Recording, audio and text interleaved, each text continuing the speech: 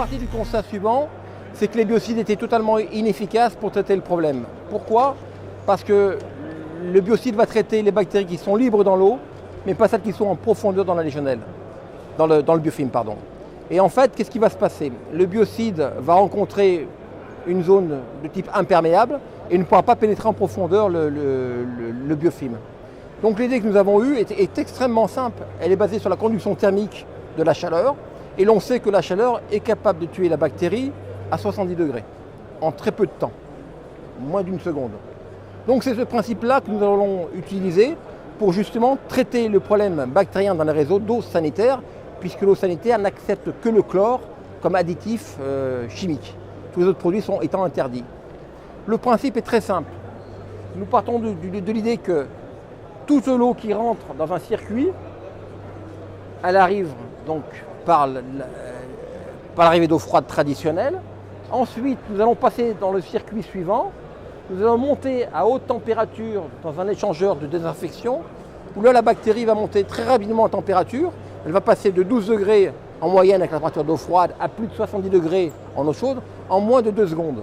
Et là, il y aura une lyse bactérienne, c'est-à-dire qu'on va faire exploser la bactérie pour être sûr de la tuer.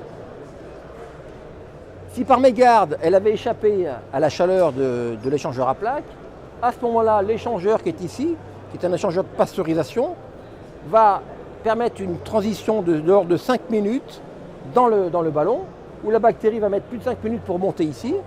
Et à ce moment-là, la chaleur va vraiment la détruire.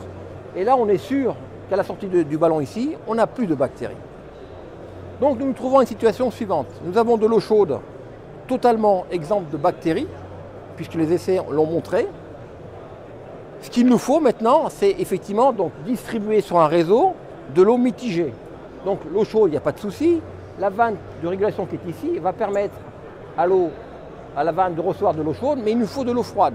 Cette eau froide, il faut la fabriquer de la manière suivante. Nous prenons de l'eau chaude, nous rentrons dans le premier échangeur. Là, nous avons un échange de calories.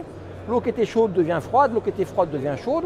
Donc nous récupérons l'énergie, c'est un système extrêmement économique.